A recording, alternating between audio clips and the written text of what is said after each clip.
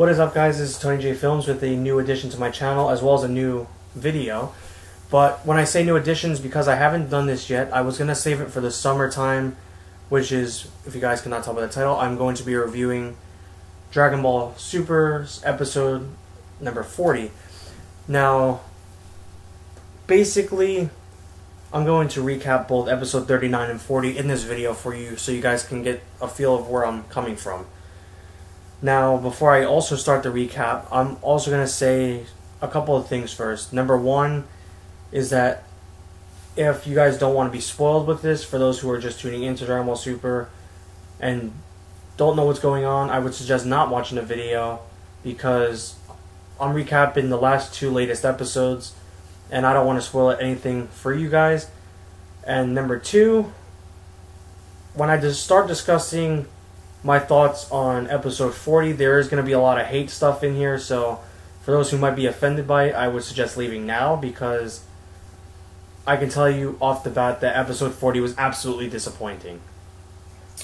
So if you guys feel the need to leave, or if you guys want to hear what I have to say, you know, you're more than welcome to stay. I'm not forcing anyone to leave, nor can I force anyone to leave. So I'm going to start with the recap on episode 39. So from episode 39, and by the way, I'm also going to get straight into the point from episode 39 to 40. So basically in episode 39, Goku is powering up his Kaioken ability without telling anybody that he's doing so. With a calm mind and proper ki control, he was able to successfully go into Kaioken while in Super Saiyan Blue. And then Hit as well improves by learning his time leap from 0.1 seconds to 0.5 seconds. Goku goes into Kaioken times 10, which, from my knowledge, his highest was ever times 4 against Vegeta in the Saiyan Saga of Dragon Ball Z. So Goku's come a great way since then. And then, basically, towards the end of episode 39, Goku and Hit are clashing with a Kamehameha, and then Hit's doing his move, and it turns into a white screen. And that's basically the cliffhanger of the episode, which was absolutely amazing. I was enjoying every minute of episode 39. Every second of it was just action-packed. You know, you had the feel of Dragon Ball Z was back there, you know. He brought it back to its origins on how Dragon Ball Z was, you know. Dragon Ball Z was very action-based. It had good music. It was always intense. You had some fillers that would bring comedy into it, which was good. So, you know, it really brought the nostalgia back for me. Plus, ahead of time, I'm also going to get out that I never really liked Dragon Ball. I mean, I've watched it. I've tried to watch it. I was unimpressed with it. So, you know, also with the fact that I was growing up with Dragon Ball Z, you know, I really didn't want to watch Dragon Ball. You know, I was always just a Dragon Ball Z fan. Dragon Ball GT, when it came out, you know, I was giving it a try. I watched the whole thing. I actually own the DVDs for Dragon Ball GT. So, you know, I mean, I like it a little bit, not as much as Dragon Ball Z, because I love Dragon Ball Z. And then, you know, GT sort of let me down a little bit with a couple of things, but, you know, it's just minor stupid things, so I wasn't really, you know, bashing it, you know. I mean, I felt like there were things that could have been better, but, you know, that's how everybody is. Everyone gives criticisms about certain things. Episode 40, however, when I criticize it, I am not criticizing it on my own thoughts, but I've also noticed a couple of people felt disappointed in this episode, and this is why I'm addressing it. Now, episode 40's recap basically starts with the continuation of what happened on the cliffhanger. Goku and Hit are on top of the billboards of Beerus and Champa, and then, you know, they continue fighting for a little while there. Goku punches Hit into Champa's billboard through his forehead. Hit goes to the ring. He's on his knees and hands, you know, heavily breathing. As that is happening, Goku's Kaioken starts to affect Goku's body. You see Goku holding his left arm, you know, you get signs of his legs starting to twitch, his whole body's like shaking. And then Goku falls to his knees as well, so it was kind of like a stalemate at one point. Goku gets back up, and he's practically able to end the match, but instead, he decides to ask Beerus if he can override the rules of the tournament, basically, to have no rules, to go all out, so Hit can fight to his fullest abilities. Champa gets pissed off at this, So Beerus and Champa start bickering. Goku is just talking to Hit at this point, like if everything's all, fine and dandy. Goku's laughing, Hit's just confused. Which I found stupid, honestly. I mean, these two are trying to fight, and instead of just, continuing the fight, because Goku knew he had the match, instead he decides to throw the match, which I found disappointing as well. There's just the fact that, Goku was already there, he could have ended the match, but because he wanted Hit to fight to his fullest ability, he throws the match instead. And don't get me wrong, Goku has had a history of throwing plenty of matches. He's thrown the match against Cell, from Dragon Ball Z. He's thrown a couple of other matches as well. So, it wasn't that surprising, but at the peak that it was at in Dragon Ball Z Super's episode 39, the build-up for Goku just to throw the match, it was just absolutely stupid, Goku was there, instead of Goku just finishing it off, he has to pull his usual tactic, and it's just to throw the match because he wants to fight Hit at his fullest. And with Beerus and Champa arguing about it, overriding rules is never going to happen. So I can understand why Goku did it. Am I happy with Akira's decision to make Goku do that? Not necessarily, but it happened. It's done and over with. So basically, then Manaka comes in. He's shaking like a motherfucker before he even gets on the ring. He jumps off the contestants' lounge where they all sat next to Beerus, Whis, and Champa and Vados. Manaka goes face first into the fucking ring, which is the dumbest thing I've ever saw. I mean, yes, it was funny, but then again, it's stupid because, you wanted Goku to win. You wanted him to be the guy to win the tournament. So Manaka comes in, he makes himself look like a complete fucking fool like Hercule would. He throws a punch at Hit's thigh. Hit fakes the fact that he flew all the way to the wall, falls on the floor. Hit throws the match now. It's like, Hit knew he could have just practically obliterated Manaka in one shot, which was stupid, but I guess Hit had a change of heart that, he felt like he really wanted to train with Goku more because clearly he knew how good of an opponent Goku was.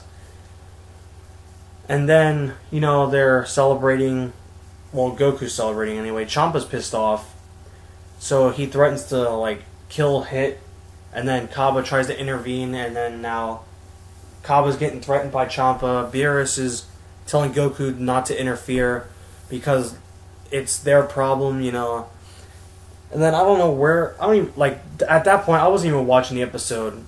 I, had my head turned. I wasn't even watching. I started doing a Sudoku puzzle. That's how pissed off I was at this episode. And then when I get my attention back into the episode, I see this dumb thing.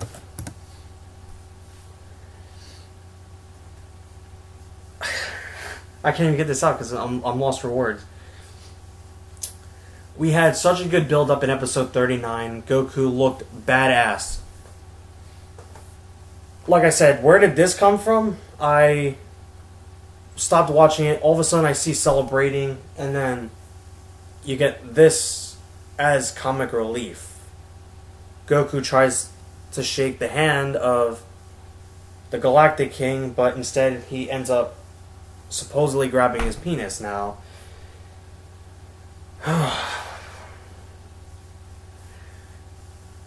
I'm assuming this is supposed to be the comic relief in the episode, but this to me is not comic relief. This is just fucking stupid. For a little bit more elaboration on how I'm not the only person who felt this way, check out DJ Molesky HQ TV's video. He did a similar review to this episode, and he had similar things to say about this topic in particular that I'm going to be bringing up to you guys. And his video was by far worse than mine. He was absolutely infuriated by this, and I don't blame him because I want to be so infuriated with it, but since this is my first review, I kind of want to look like I'm not full-on pissed off about it. This is my first review after all, so I'm trying to make sense of the whole thing, but I can't do it, with this whole dilemma here in this episode, for me anyway. where was Akira going with this? This wasn't even funny, first of all. Second of all, it's fucking stupid. And, you know, Akira had his ways of putting comic relief in Dragon Ball Z. You had stupid things like Goku just trying to pat Chi-Chi. Chi-Chi goes flying through a fucking wall. You know, that was funny for us back in the day, for those who grew up watching Dragon Ball Z on Toonami. Even if you watched the remastered, you know, it was the comic relief in Dragon Ball Z was, like I said, Dragon Ball Z was more action-based. And you had certain comic reliefs, like in the Cell Game Saga, you had the comic relief of having to see Piroshki and Karoni fight Cell, as well as Hercule, you know, Hercule getting flung out the ring. You know, that was funny to us back in the day. But for the new generation, why this? Why something stupid like this? It made no sense. You mean, look how fucking dumb the Galactic King looks, and look at Jocko's face. It's like, it just is absolutely pathetic that Akira took this turn and calls this comic relief. It's not comic relief. It's disgraceful to me, honestly. And yeah, I've had comments of people saying like, oh, well, this is Dragon Ball type humor because they had a lot of sexual jokes in Dragon Ball, but how do you take episode 39, which was practically a nostalgic version of Dragon Ball Z, it brought back all the nostalgia, why would you go from that peak back to Dragon Ball by making a stupid joke like this?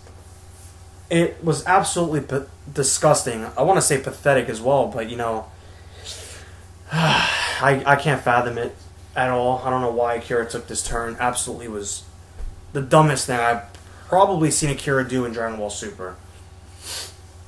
Like, we had one comic relief in Dragon Ball Super where Goku and Vegeta came out of the time chamber. They had full-grown fucking goatees. You know, that was funny, you know. It was, I mean, it did make me laugh a lot, you know. It was just like a chuckle. Like, you know, haha, this is...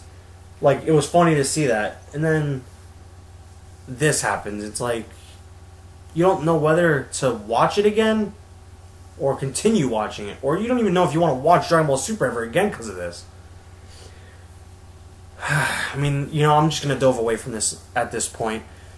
The other thing that I wanted to talk about was the ending of the episode where the god of everything came. Like, how low did Akira go? He ran out of ideas, so now this is a god of everything. Like, how stupid does the title sound, you know? God of everything, like, you know, practically he's motherfucking nature. He basically created fucking Earth. You know, I'm happy that Goku won. Well, Goku's team. I'm not even calling it Beerus' team, because Goku practically would have fucking won the whole tournament if he just started out and didn't throw the first match either. You know, I mean, Frost, you know, cheated to win, but, you know, Goku at any moment could have ended every one of those opponents. What does he do? He just tries to sit in normal form. He doesn't even bother going Super Saiyan God. Absolutely pitiful. And, you know, just to conclude the video, I'm also going to go over two more things. I'm going to just show you guys screen caps of other comments I saw on Kiss Anime. Also, when you see Anthony on the screen caps, just know that that is me talking. So here are the screen caps, guys.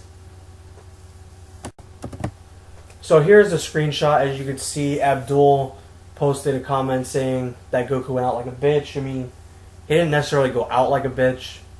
You know, he threw the match. I guess, you know, he has his opinion. You know, I'm not bashing him for his opinion. He said he was disappointed. So I commented back to him, and this is the day of when I watched the episode. This isn't exactly the time span. I just took this in preparation of making the video. So don't worry, this is not happening currently. This happened yesterday. As a matter of fact, it wasn't 2 days ago. It happened yesterday. So I basically tell him how I was disappointed in the episode and how I didn't find the comic relief intriguing. Plus, like I said, I wasn't a fan of Dragon Ball. So I probably wouldn't understand the joke of the penis thing that happened in the episode. You know, because apparently, people, like I said, people were saying that Dragon Ball had a lot of sexual jokes in it. So I was assuming, like I said, I assumed that I wasn't going to understand it because I didn't really watch Dragon Ball. I mean, yes, I've taken looks at episodes here and there. I just wasn't, you know, enjoying it. So, and then you have the douchebags who comment trying to tell me to get into Dragon Ball Kai. Yet I watched Dragon Ball Z and I own the remastered of both Z and GT, which has all the uncut blood. And the reason why I didn't feel like it was necessary to watch Kai is because Kai cut out all the fillers.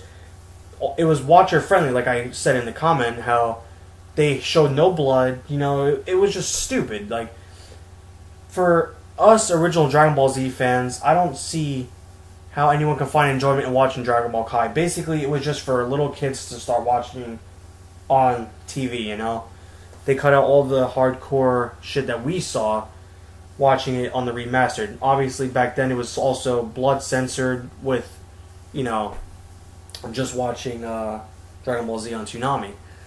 And then this other dude, the Red Devil, just assumed I watched nothing but Dragon Ball Super. Automatically throwing that card out like you just started watching Dragon Ball, how fucking dumb are you?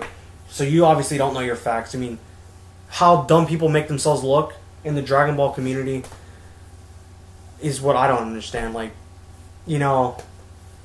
I gave him a long-ass paragraph. Obviously, you guys can read it. I'm not even going to go discuss that. So, that was that whole thing. Now, the next comment is this. Basically, this guy says that he was surprised something worse didn't happen to Goku from the use of Kaioken while he was in his Super Saiyan God Super Saiyan form. And he was trying to make sense of what the God of everything was. He said king of everything. I'm not correcting him. I didn't even correct him in my comment because, I don't care about stupid grammar errors like that. He's a fan who just wants to know what this guy is. Like, who is he? What is he about? And to me, if you guys can clearly see in my comment, I call this a joke in quotes because he just reminds me of Manaka. Like I said in this comment, he's just a guy who is going to be overhyped, who's probably going to end up being a weakling or just a joke. Like, it just makes no sense. Like, Akira's trying to make this all about jokes. He's making this too much of jokes lately. Like, episode 40, in general, was the joke. It was the big joke to us, clearly. For any real DBZ fan who enjoyed all the action-packedness of Dragon Ball Z, you would probably understand where I'm coming from on why I don't like this episode 40 of Dragon Ball Super. Which is why I tell him I feel like the guy's just going to be another joke, because he literally doesn't look appealing at all. Literally, his bodyguards look cooler than he does. And this guy looks like, a midget version of Manaka. I mean, he's called the God of Everything, so the title alone is just stupid. But, this goes to show you that there are people out there who can see through this stupid shit that's going on. And, I don't understand where this is really coming from. I really don't. Well, guys, with that being said, I really do think I'm just going to wrap this video up. I mean, that's practically all I have to say about this entire episode 40 bullshit. Like I said, if you want to watch another review on the episode to get other people's opinions, I can refer you to one person because I haven't really seen anyone else review this episode. DJ Molesky, HQTV. I have him featured at the end of all my videos along with Warhawk. For those who don't know Warhawk either, he is a person who I met when he was only playing Tenkaichi 3. He's doing way more with his channel now. He's a good friend of mine, so that's why I have him featured on my channel. So, check both of them out. They're really cool people. And, yeah, so maybe Hawk will give you his thoughts on Dragon Ball Super if he's even watching. Like, I don't know, I could ask him if he will maybe make one. Maybe he will, maybe he won't, But as of right now, I already know that DJ Molesky HQTV has the review up already, so I'm making mine after his. And we saw similarities in the things we didn't like on the episode, which is why I also felt the need to make this episode. Maybe to give you guys more of a clearance on what happened in the previous episode, because he didn't really discuss episode 39 and 40, as a whole. I think he did predictions on what he thought the tournament was going to end like. But, that's just his predictions. That's what he thought before the episode even came out. So, he does things like that, which is really cool. So, if you guys are interested in, what people predict on what they expect to see in Dragon Ball Super, check his channel out. He does amazing content. He has good fucking battles on Infinite World, Budokai 1, Budokai 3, if I remember correctly, and Tenkaichi 3 as well. So, check him out. He's a really cool guy. Also, check Warhawk out, like I said before. You can find their links at the end of this video, because I always have my screen up at the end to, you guys can view my last video as well as go to their subscriptions page. Anyways, guys, thank you for watching this video. I hope you guys enjoyed it. For those who didn't, you didn't enjoy it. I can't tell you guys to go fuck yourselves, nor do I really care if you guys didn't enjoy it. I'm just giving my opinion out, and my opinion is what I'm sticking with. I'm not changing my thoughts for anybody else, because it makes you look stupid. Like, oh, I don't like this video, then, people bash you, then it's like, oh, no, I gotta be a fan of this now, because, that penis joke was so funny, but it wasn't appealing to me, so I'm not gonna like something that you want me to like just because you found it funny, But anyway, have a good day, guys. Hope you guys have a better tomorrow, and for those who were disgusted by this episode, hopefully Akira takes another right turn and puts this back to the way it was in episode 39 and starts bringing the action back, because this episode was utter shit, like I said earlier. Have a good day, guys. Thank you for watching.